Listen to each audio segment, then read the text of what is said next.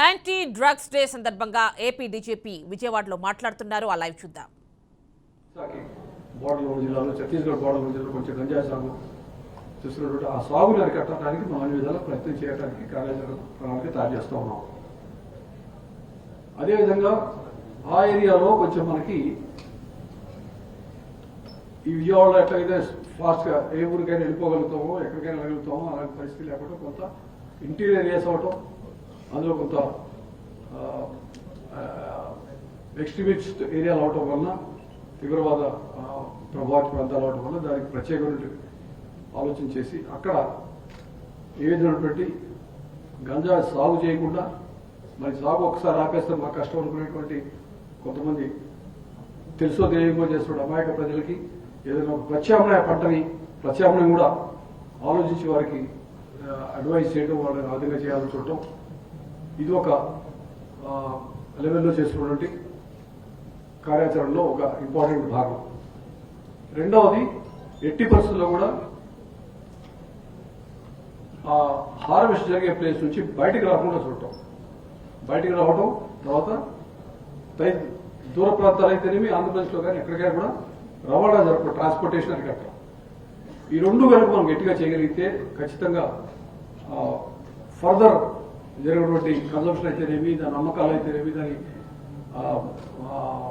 Economy దెబ్బతీసినటువంటి అవకాశం కానీ అవన్నీ కూడా మనం కంట్రోల్ చేయగలుగుతాం. సో దీనికి సంబంధించినటువంటి కార్యాచరణ ప్రణాళిక తయారు చేస్తా ఉన్నాం. ఈ preparation will be able to implement it very shortly. ఏ విధంగా అయితే మిగతా కావాలని మీకు ఉదాహరణ చెప్పాను, మిగతా నేరాలు విషయంలో అరికట్టడంలో మనం ఎంత క్లియర్ గా Andhra Pradesh police as a whole with the help of many people అందరూ వస్తారు, మిగతా డిపార్ట్మెంట్, గవర్నమెంట్ డిపార్ట్మెంట్స్ వస్తారు.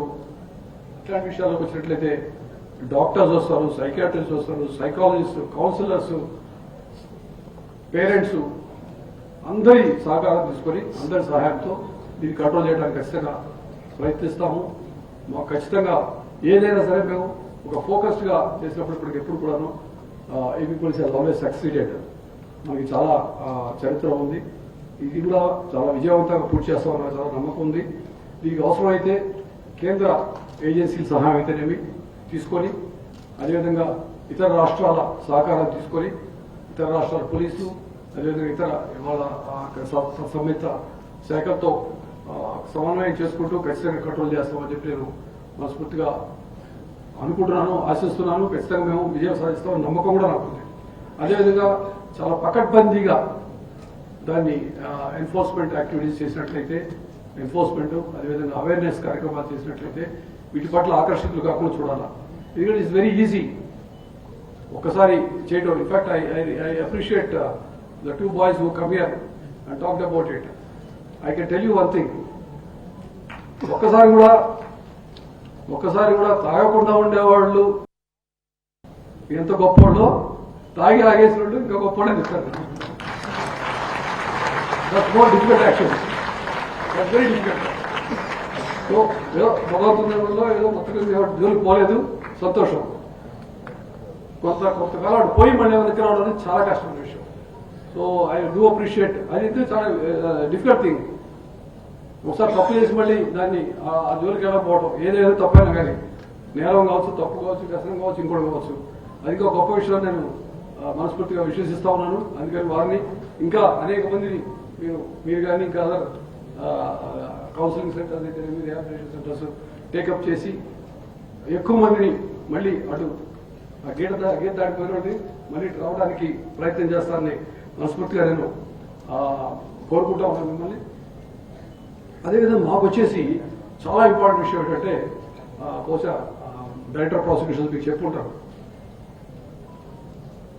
మాకు జనరల్గా ఏంటంటే కొంత కన్వెన్షనల్ క్రైమ్ చేయడంలో, ఇన్వెస్టిగేషన్ చేయడంలో మేము చాలా దిట్ట. అంటే పాత రోజుల్లో చేసిన అన్ని ఇప్పుడు జరిగినటువంటి క్రైమ్స్ ఇవన్నీ కొంచెం కొత్తగా అయినటువంటి ప్లస్ స్పెషల్ లాస్ అన్నట్టు, అంటే ప్రత్యేకమైన చట్టాలు. ఈ చట్టాలని ఏ విధంగా ఇంప్లిమెంట్ చేయాలి, ఈ చట్టాలను ఏ విధంగా ఇన్వెస్టిగేట్ చేయాలి, ఏ విధంగా కోర్టుకు ప్రజెంట్ చేయాలి అనే విషయంలో